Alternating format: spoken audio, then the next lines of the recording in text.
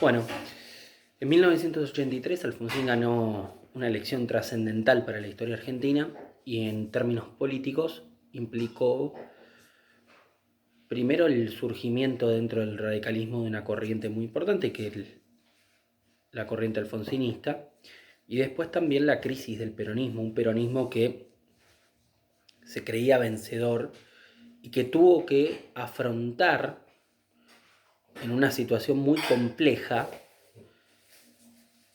los años siguientes, sobre todo los primeros 3 años del gobierno de Alfonsín, que fueron años en donde la confianza pública de la mayoría de las personas estaba puesta en que al gobierno le vaya bien.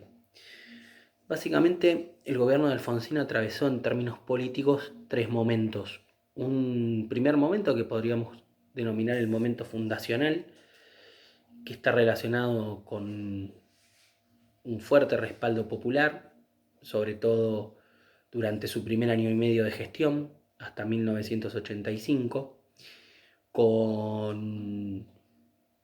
un resultado muy significativo en lo que tiene que ver con el entusiasmo que había generado en una parte importante de la población el retorno a la democracia y acompañado por una crisis muy profunda del peronismo que inclusive había mostrado una división muy importante en el Congreso Nacional de Santa Rosa de 1984. Ya para el año 1985, el gobierno radical atraviesa su segundo momento político, el que podríamos denominar el momento del,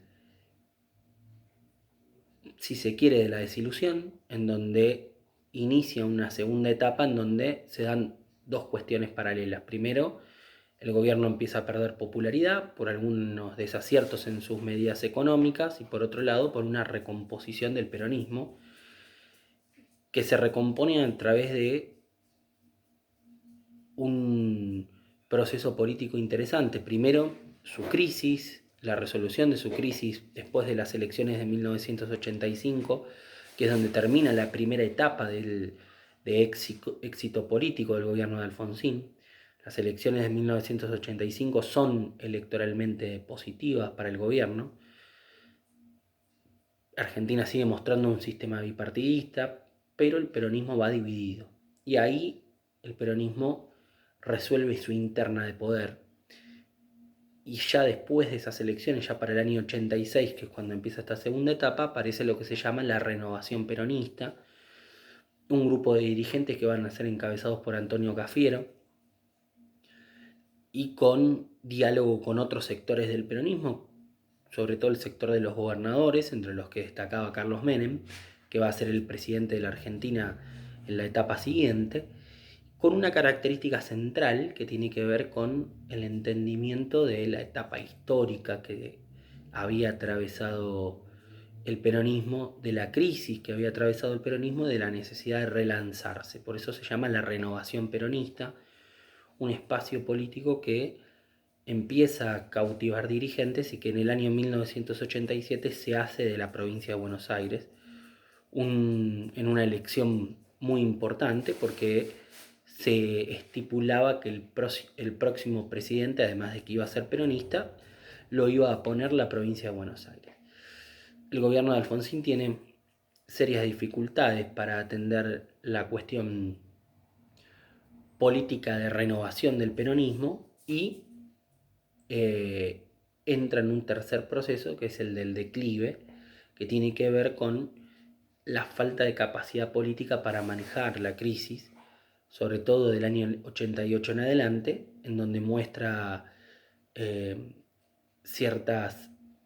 cuestiones de falencias de gestión que hacen que el peronismo tome la iniciativa y gane las elecciones de 1989. Entonces, en términos políticos hay que ver 3 etapas. Una primera etapa que es la del momento o de los años dorados de Alfonsín entre 1983 y las elecciones legislativas del 85, que tiene un momento fundante en lo que tiene que ver fundamentalmente con el escrito de un documento político que es el documento político más importante del alfonsinismo y su declaración de principios, que se llama el Discurso de Parque Norte, que es muy impresionante en términos políticos, muy interesante para analizar. y ese documento es un documento histórico, quizá también de una orientación política que el radicalismo ya no tiene, y que al mismo tiempo también marca un clima de época de cuál era el momento en el que se sentía el gobierno radical de Raúl Alfonsín. Es una segunda etapa que va acompañada por el relanzamiento del peronismo y las dificultades de Alfonsín para consolidar ese proceso democrático, y una tercera etapa que tiene que ver con el declive y fundamentalmente con el crecimiento del peronismo en términos electorales, que al mismo tiempo también va a tener que resolver su interna, la interna de los gobernadores contra los renovadores de la provincia de Buenos Aires, que termina ganando Carlos Menem. En ese marco, y no menor, es muy importante ver algunos hechos políticos que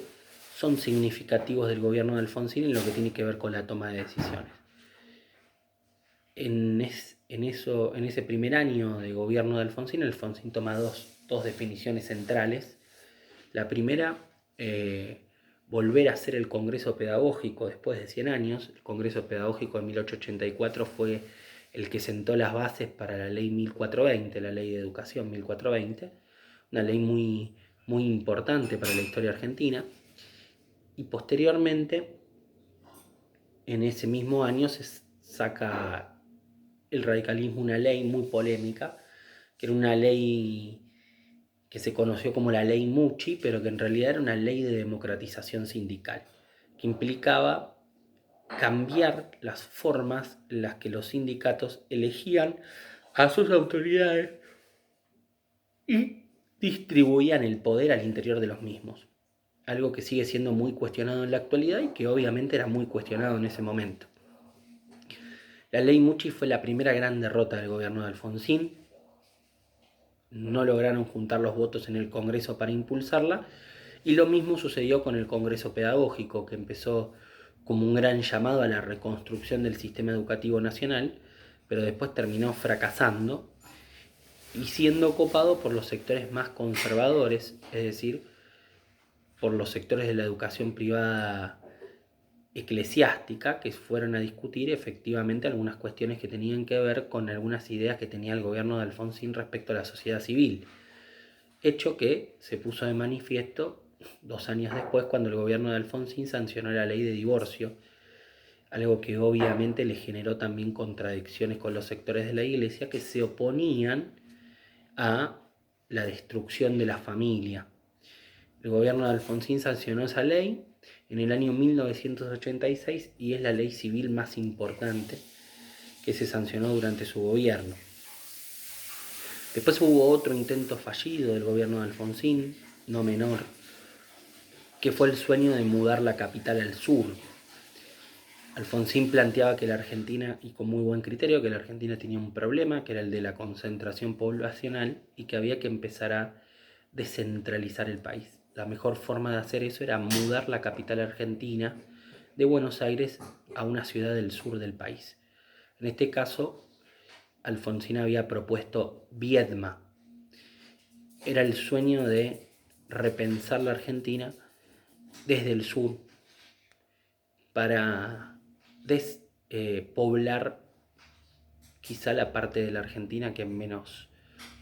densidad poblacional tenía hasta ese momento. Esa iniciativa también fue una iniciativa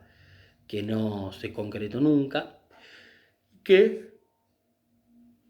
sigue siendo al día de hoy una iniciativa pionera en un proceso de repensar la urbanización de las ciudades. Eso en términos políticos. Después fue muy significativo, y lo habrán visto en términos de política internacional, el acuerdo por el canal de Beagle, un acuerdo que se firmó de manera pacífica con Chile, más allá de que Chile seguía teniendo una autoridad militar. Y el gobierno de Alfonsín también, en términos de política internacional, fue pionero en acordar con los países sudamericanos un pacto común que fue el puntapié inicial para que en 1991 se conforme posteriormente el Mercosur. Este intento de empezar a pensar políticas comunes tenía que ver fundamentalmente con repensar el sentido de la región, una región muy compleja porque la mayoría de los países estaba en una transición democrática o tenía gobiernos militares, por lo que el gobierno de Alfonsín también se le dificultó mucho hacer política internacional. En lo que tiene que ver con materia económica, el gobierno de Alfonsín también atravesó 3 etapas. La primera etapa es la etapa Greenspun, quizá la etapa más combativa del gobierno de Alfonsín en materia económica, es cuando se plantea no pagar la deuda, se plantea investigar qué había hecho el gobierno militar con la deuda externa y al mismo tiempo también comienza a plantearse establecer acuerdos con otros países